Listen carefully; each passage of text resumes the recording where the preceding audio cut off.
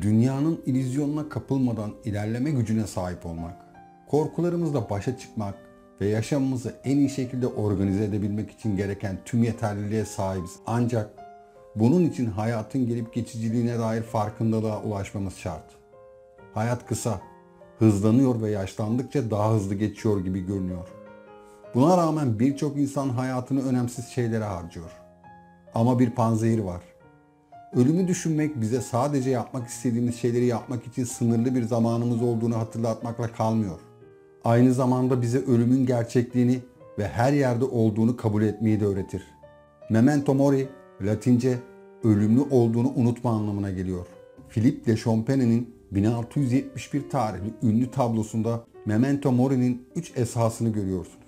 Kum saati, hayatın saniye saniye akıp gittiği fikrini temsil ediyor. Gül, canlılık hakkındaki gerçeği temsil eder. Yani bir noktada hepimiz çürüyeceğiz. Kafatası, ölümü temsil ediyor. Öleceğiz ve sadece biz değil, sevdiklerimiz dahil etrafımızdaki herkes ölecek. Bu, bugünün dünyada yürüyeceğiniz son gün olabileceği anlamına gelir. Marcus Aurelius meditasyonlarında şöyle yazdı. Şu anda hayattan vazgeçebilirsin. Ne yapacağınızı, söyleyeceğinizi ve düşüneceğinizi bunun belirlemesine izin verin. Peki bugün ölseydin ne yapardın? Bazı insanlar ölmeden önce akıllarına gelen her türlü zevki alarak kesinlikle hedonist bir çılgınlığa girerler. Ancak hayatınızı stoacı ilkelere göre sürdürürseniz bu tercih edilen bir seçenek olmayacaktır.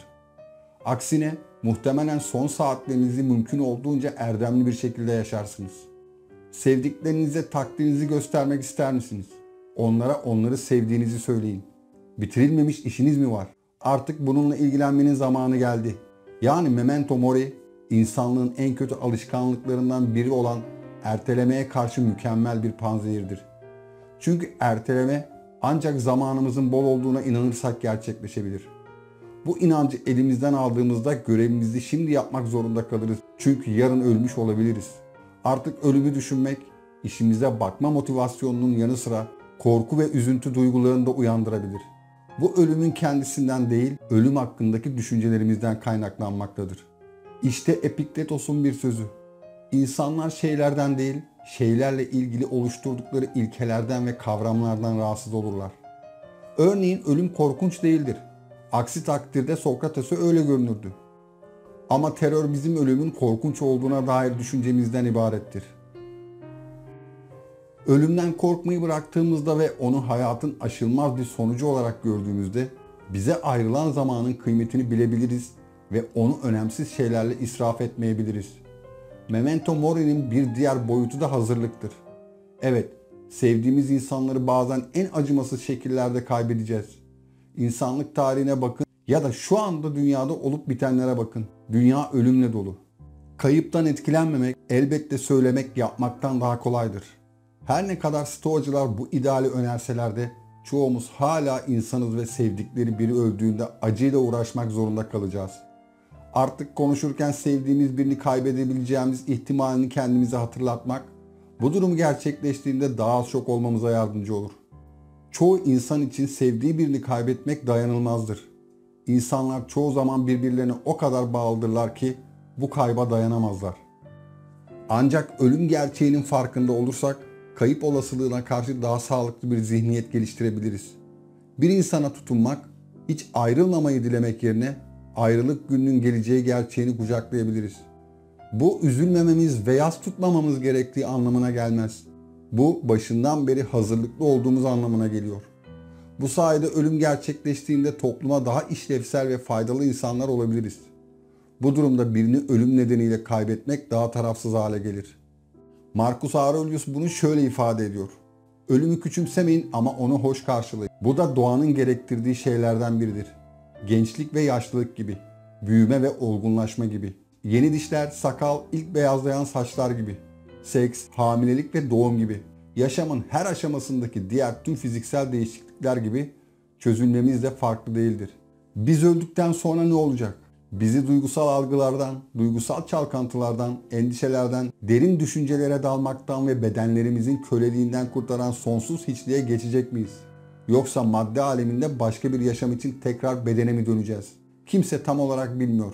Ama bildiğimiz şey ölümlülüğün kapımızda olduğudur. Nereye gidersek gidelim ölüm bize gülümsediğinde ona gülümsemekten daha iyi bir tepki var mı? Yani Memento Mori'yi toparlamak gerekirse antik Stoacılık felsefesinin birincil meditasyonlarından biri Memento Mori felsefesidir. Ölümlü olmak ve bunu kendimize hatırlatmakla ilgili derinliği ve bağlamı kavradığımızda yaşama duyduğumuz saygı ve farkındalığı arttıran, bunun yanında fiziki dünyaya bağlılıkları azaltan bir meditasyon olarak binlerce yıldır kullanılan bir yöntem. Memento Mori felsefesi, hayatı beslemek, ertelemeden kurtulmak, yaşamanın öncelikli ve önemli olduğu bilincine ulaşmak için bir hatırlatıcı olarak tarih boyunca kullanıldı. Bedenimiz, moda algımız, kariyerimiz, itibarımız ve hatta ailemiz. Memento Mori, bunların hiçbirinin birincil odak noktamız olmaması gerektiğini savunur. Çünkü tüm bunlar ve daha fazlası ölüm tarafından süpürülecek ve tekrar başlangıç noktasına dönecek.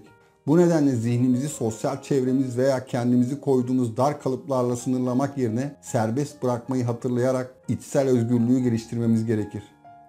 Memento Mori felsefesini kavramak için yapabileceğimiz başka bir alıştırma, kendimize geçmişin tüm görkemli figürlerinin bilge, güzel ve güçlünün şimdi var olmadığını hatırlatmak olabilir.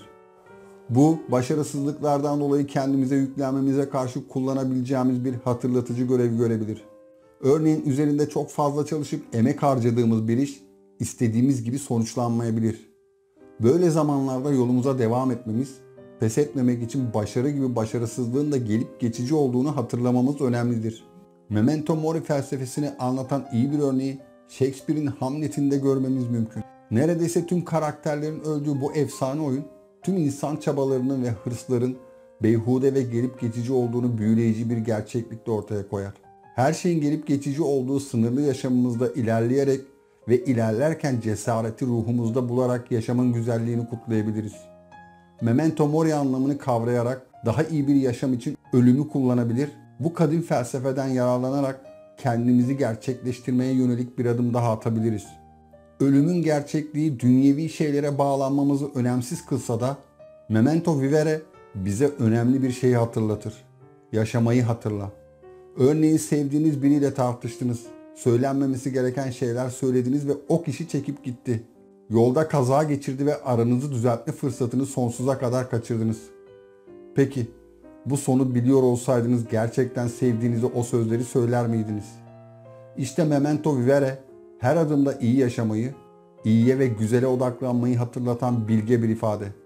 Hayatın kısa ve geçici olmasının yanında içindeyken onu iyi yaşamayı hatırladığımızda ne kadar inanılmaz olabileceğiyle ilgili tamamlayıcı bir bakış açısı sunar.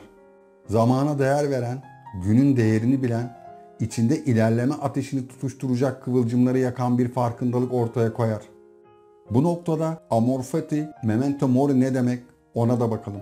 Amor Fati, başımıza gelen pek çok olumlu ve olumsuz şeyi sindirmek, geçmişe takılı kalmamak ve deneyimlerin gelişiminize katkı sağlaması için onları kabullenmek anlamına gelir. Memento Mori ile sık sık bir araya getirilen bu ifade, geçmişi bir kenara bırakarak bugünü büyük bir farkındalıkla yaşamayı öğütler.